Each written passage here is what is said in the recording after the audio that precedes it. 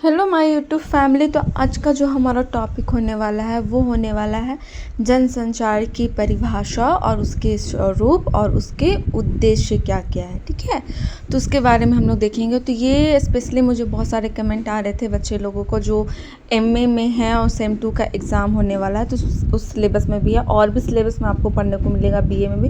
तो जिस माध्यम से आप आ रहे हो वीडियो को, तो इन तक जरूर देखिएगा, आपका टॉपिक बहुत क्लियर हो जाएगा। एक पहले से भी मेरा वीडियो अपलोडेड है, जनसंचार की परिभाषा, महत्व और उसके कौन कौन से माध्यम है वो सारे अपलोडेड है, वो भी आप लोग चेकआउट कर सकते हैं। तो चलिए स्टार्ट करते हैं ज़्यादा बकबक ना करते हुए। तो पहले हम लोग देखेंगे जनसंचार की परिभाषा, उसके बाद उसके स्वरूप देखेंगे, फिर उसके उद्देश्य क्या क्या है वो देखेंगे। तो चलिए पहले परिभाषा देखते हैं। दो या दो से अधिक व्यक्तियों के बीच किए जाने वाले विचार के आदान प्रदान से अलग कुछ वैचारिक आदान प्रदान ऐसे होते हैं जो पूरे समूह के साथ किए जाते हैं और ये विचार विमर्श किसी माध्यम द्वारा किए जाते हैं। देखिए, जनसंचार क्या होता है कि दो या दो से अधिक व्यक्तियों के बीच किए जाने वाला विचार आदान प्रदान जो करते हैं। मान लीजिए कि आप हैं, ठीक है, आपके कोई फ्रेंड है, आप लोग दोनों आपस में कुछ बात कर रहे हैं, सिर्फ आप लोग दोनों में वो बात ना रह के किसी तीसरा पर्सन पे भी वो बात जा रहा है, वो भी सुन रहा है। जैसे क्या रहा कि आप अपना फ्रेंड से शेयर किए, फिर वो फ्रेंड किसी और तीसरा को शेयर किया, फिर वो तीसरा व्यक्ति किसी चौथा को शेयर किया, कोई भी टॉपिक, वो चाहे आप एक एग्जाम्पल ले लीजिए, सिंपल सा घर का चुगली। मान लीजिए कहीं झगड़ा हुआ, ठीक है, किसी का आपस में झगड़ा हुआ और आप अगला से शेयर करें, फिर वो उससे शेयर किया, तो ये क्या हुआ कि कोई भी न्यूज़ जो आया वो क्या हुआ, एक जगह से दूसरे जगह गया, फिर दूसरे से तीसरे जगह गया, तीसरे से चौथा जगह गया। तो वही जो कोई भी चीज़ बातें होती है उसको आदान प्रदान जो होता है ना, उसी को हम जनसंचार करते हैं। मतलब जन में संचार करना, मतलब लोगों में उसको संचार करना, फैलाना बातों को, ठीक है, इधर से उधर बातों को करना। चाहे कि हम एक एग्जाम्पल हम दिए थे आपको, लड़ाई झगड़ा या कुछ भी अच्छी चीज़, या कहीं पे कोई फर्स्ट किया, या कहीं पे कोई देश में कोई दुर्घटना हो गई, या अपना गाँव में ही कुछ दुर्घटना हो गया, या कुछ अच्छा चीज़ भी हुआ, बुरा भी हुआ, जो भी न्यूज़ आ रहा, अच्छा बुरा, कॉमेडी, सीरियस, जो भी है, वो न्यूज़ को फैलाना, एक या दो लोगों से ज़्यादा लोगों तक उसको बात को जाना और धीरे धीरे वो फैलते रहना, वही हमारा क्या होता है, जनसंचार होता है। जैसे कि हम लोग इंग्लिश में बोलते हैं न्यूज़, जैसे नहीं बोलते अरे वहाँ का न्यूज़ सुनी है, गुड न्यूज़ है तो बैड न्यूज़ है, ऐसे वाला, ठीक है। फिर है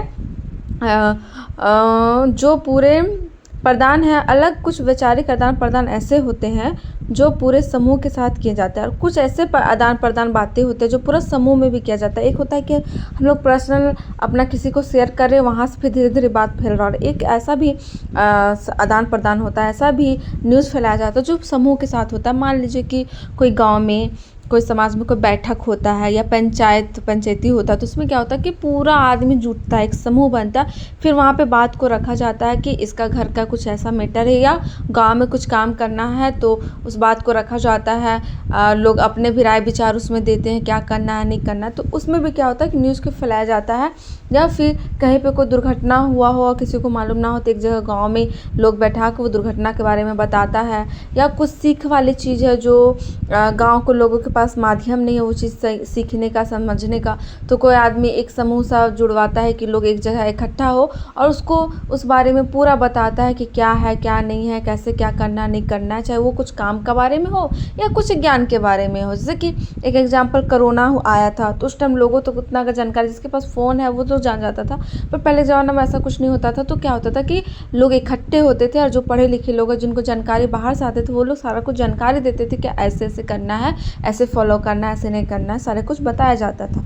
तो एक समूह वाला भी हो गया हमारा जनसंचार, ठीक है। फिर है कि इस विचार विमर्श में जनसंचार माध्यम प्रमुख भूमिका निभाते हैं, और यही जो विचार विमर्श है इसमें क्या है कि जनसंचार जो है वो बहुत प्रमुख माध्यम निभाता है। सही बात है, अगर कोई भी बात आपको जानना है, अगर जनसंचार नहीं होगा तो आपके तक वो बात ही नहीं आएगा। जब जनसंचार होता है तब आजकल लोग एक दूसरे के बारे में हर एक चीज़ जान रहे हैं। पहले तो बहुत कम माध्यम थे, अब तो बहुत है कि पर्सनल मुँह से भी बोल सकते हैं, और अगर आप कोलकाता में हैं, दिल्ली में, तो फ़ोन से तुरंत न्यूज़ चला जाता है, वीडियो कॉल से चला जाता है, टीवी के माध्यम से हम लोग देख लेते लेते हैं, बहुत सारे डेवलप भी हो चुके हैं, ठीक है। फिर अतः इस संदर्भ में जनसंचार और जनसंचार माध्यम एक दूसरे से मिश्रित हो जाते हैं। और इसी बात को लेकर अगर देखा जाए तो जनसंचार और जनसंचार माध्यम, देखिए यहाँ 2 टॉपिक लिखा है, जनसंचार और जनसंचार माध्यम। जनसंचार सिर्फ हो गया क्या, जो 2 से 2 लोगों तक को बात को आदान प्रदान किया जाता है, विचार को, वो जनसंचार होगा। पर जनसंचार माध्यम क्या होगा, जिसके द्वारा जनसंचार किया जा रहा, मतलब न्यूज़ को फैलाया जा रहा, वो हमारा क्या हो गया, जनसंचार माध्यम बन गया। तो माध्यम कौन कौन से एग्जांपल दे देते, जैसे कि फ़ोन आ गया, टीवी आ गया, कितने सारे ऐप्स आ गए हैं, व्हाट्सअप, फेसबुक, हेन टेन, ये सारी चीज़ जितने भी आ गई, ये सब हमारा क्या हो गया, जनसंचार माध्यम हो गया। पहले जो हमारा जनसंचार का माध्यम था, सबसे पहला रेडियो था। पहले तो पत्रिकाएँ थी, जो पत्र में आता था कहीं से कुछ संदेश, तो लोग जानते थे। उसके बाद धीरे धीरे डेवलप, अगर इलेक्ट्रॉनिक में देखें, मतलब डिजिटल चीज़ में, तो पहला हमारा आता है ये रेडियो, उसके बाद हमारा आता है टेलीविज़न, फिर धीरे धीरे फ़ोन वोन, अब तो बहुत डेवलप हो चुका है, हम लोग वीडियो कॉल में हर चीज़ देख सकते हैं। तो ये सब हमारा क्या हो गया, जनसंचार माध्यम हो गया। फिर है समूह के साथ किए जाने वाला विचार विमर्श स्वरूप और तकनीक दोनों की दृष्टियों से अंतर्वैयक्तिक विचार विमर्श से अलग हो जाता है। इसकी परिभाषा इस प्रकार दी जा सकती है। यहाँ क्या बोला जा रहा है कि समूह के साथ किए जाने वाला जो विचार विमर्श है, ठीक है, जो समूह के साथ किया जाता है विचार विमर्श या कोई भी बात को रखा जाता है, उसमें क्या होता है कि कोई उसमें अच्छाई निकालता, कोई बुराई दिखाता, कुछ उसमें हामी भरता, कोई ना भी भरता है। तो ऐसा से स्थिति आती है। तो इसको हम लोग कुछ इस तरह से परिभाषित कर सकते हैं। वो है कोई मशीनी आविष्कार जो सूचनाओं को समूहबद्ध कर एक साथ असंख्य लोगों तक पहुंचाता है, जनसंचार माध्यम कहलाता है। मतलब कोई ऐसा मशीनी आविष्कार जो भी सूचना है, न्यूज़ है, ठीक है, उसको एक जगह सब इकट्ठा करके और बहुत लोगों तक एक ही साथ वो सुना सके, पहुंचा सके, वो हमारा क्या होता है, जनसंचार माध्यम कहलाता है। जिसमें से आपको अगर देखा जाए जनसंचार माध्यम का भी वीडियो अपलोडेड है, आप लोग चेक कर लीजिएगा। तो यहाँ पे बता देती हूँ मैं शॉर्ट में। जनसंचार माध्यम देखिए, इसमें तो इलेक्ट्रॉनिक मीडिया भी आ गया, टीवी, टेलीविज़न, फिर फ़ोन वगैरह तो आ ही गया। पर एक होता है श्रव्य माध्यम, जिसको हम सिर्फ सुन के हम न्यूज़ को हम पता कर सकते हैं, बस सुन के। एक होता है दृश्य माध्यम, जिसको हम सुन भी सकते हैं और देख भी सकते हैं, जैसे कि टीवी, जैसे फ़ोन में हम लोग सुनते हैं, ठीक है, पर टीवी में या वीडियोस वगैरह में हम लोग उसको देखते भी हो और सुनते भी हो। तो ये हमारा श्रव्य और दृश्य माध्यम होता है, ठीक है। तो उसी प्रकार यहाँ पे बताया जा रहा है कि कोई भी मशीनी आविष्कार, ऐसा चीज़ जो हो जिससे एक ही जगह पे सारा न्यूज़ हो और हम असंख्य लोगों, मतलब लोगों का गिनती नहीं कर सकते हैं, इतना लोगों को हम एक ही बार में उस न्यूज़ को पहुँचा सके, वो हमारा क्या कहलाता है, जनसंचार का माध्यम कहलाता है। जिस द्वारा न्यूज़ को पहुँचाया गया उसे हम जनसंचार का माध्यम कहेंगे। फिर है जनसंचार का कार्य संपन्न करने वाले माध्यमों में, मतलब जनसंचार का जो कार्य करता है, जो माध्यम है, उसमें कौन कौन आते हैं, तो रेडियो, टेलीविज़न, समाचार पत्र, पत्रिकाएं, फिल्में, tape recorder, video cassette recorder आदि आते हैं। मतलब ये सारे चीज़ हमारे क्या हो गए, जनसंचार के माध्यम हो गए, जिसके द्वारा लोगों तक जनसंचार पहुंचता है। जैसे हम लोग फ़ोन के द्वारा व्हाट्सएप पे वीडियो आ गया, या फेसबुक पे न्यूज़ देख रहे हैं, या टीवी पे ही न्यूज़ देख रहे हैं, तो हम लोग का ये माध्यम हो गया एक तरह से। आजकल कंप्यूटर भी जनसंचार का बहुत सशक्त माध्यम बन गया और हमारा कंप्यूटर भी जनसंचार का एक बहुत ही शक्तिशाली माध्यम बन चुका है। फिर अब हमारा आता है जनसंचार का स्वरूप। उधर हम लोग जनसंचार का परिभाषा देखिए, समझे क्या कि जनसंचार है क्या। अब उसको स्वरूप को देखते हैं, ठीक है।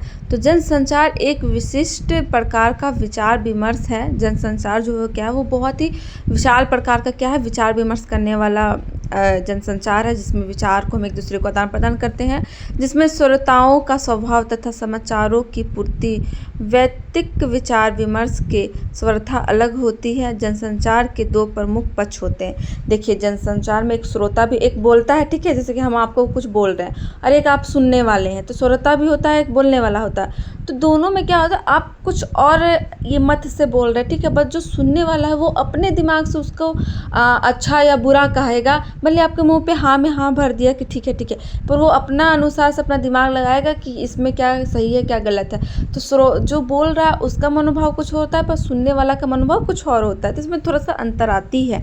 तो इसी को हम देखेंगे, जनसंचार को हम इसका जो स्वरूप है उसको हम 2 भागों में बांट सकते हैं। तो पहला आएगा हमारा श्रोता, जो कि देखते हैं। तो श्रोता जनसंचार माध्यमों द्वारा प्रसारित सूचनाएं प्राप्त करने वाले श्रोता कहलाते हैं। वही जो जनसंचार माध्यम के द्वारा जो सुन रहा है व्यक्ति, वो हमारा क्या होता है, श्रोता कहलाते हैं। जैसे कि हम आपको कुछ बोल रहे हैं, आप सुन रहे हो तो आप श्रोता हो, या आप टीवी या फ़ोन से कुछ भी सुन रहे हो, देख रहे हो न्यूज़ को, तो वो आप देखने वाले श्रोता हो, मतलब सुनने वाले, ठीक है। फिर है उदाहरण के लिए समाचार पढ़ना, सिनेमा हॉल में फिल्म देखना, रेडियो सुनना, टेलीविज़न देखना, ऐसे स्थितियां हैं जहां श्रोताओं की संख्या लंबी, विविधतापूर्ण, गुमनाम चरित्र की और भौतिक दृष्टि से काल और समय दोनों संदर्भों में संचारकर्ता माध्यम से अलग रहती है। देखिए, एक आप सिर्फ सुन के एक आप न्यूज़ को समझोगे सो, और एक आप उसको देख कर सुनकर सारे चीज़ को आप समझ सकते हो, उसके चरित्र को,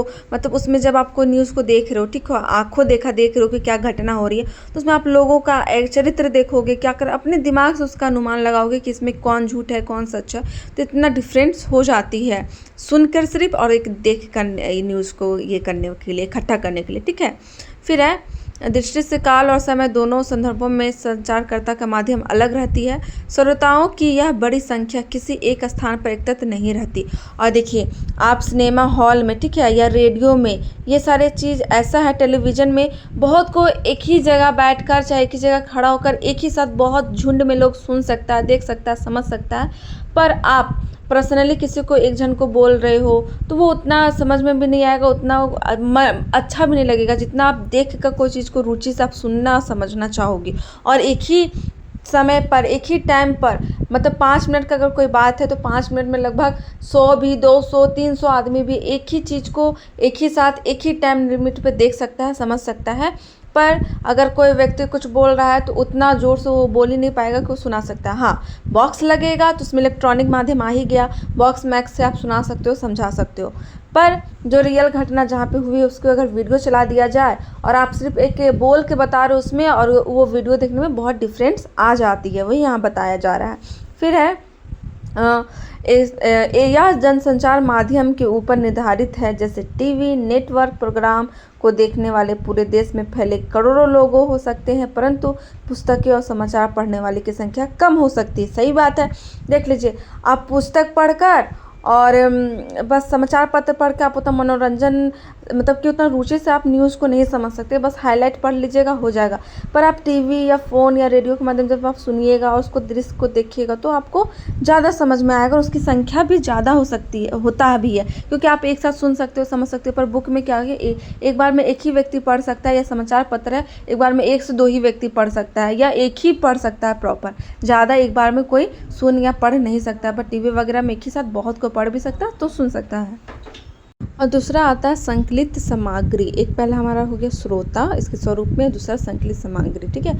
तो संकलित सामग्री में आप अपने ये में समझिए कि एक न्यूज़ तो हो गया कि सुनने वाला है, और श्रोता में आप उतना नहीं समझ सकते जितना आप देख के समझ सकते हो, जैसे टीवी वगैरह हो गया, फ़ोन वगैरह, वीडियोस वगैरह में आ गया ये सारी चीज़ में। और पुस्तक हो गया, समाचार, उसको एक समय पे एक ही व्यक्ति पढ़ के समझ सकता है। पर टीवी रेडियो ये सारी चीज़ में क्या होता है, एक ही समय पर लाखों आदमी, मतलब हज़ारों आदमी, 100 आदमी सुन सकता है, बहुतों लोग जनसंख्या में समझ सकता है बातों को। पर संकलित सामग्री क्या होती है कि अंतर व्यक्तित्व विचार विमर्श की भांति जनसंचार की सूचना तत्कालिक एवं प्रत्यक्ष आदान वाली ना होकर गति की दृष्टि से सुस्त और धीमे प्रभावशाली होते हैं। जनसंचार माध्यमों द्वारा संकलित सूचनाओं में समय का पर्याप्त अंतराल रहता है।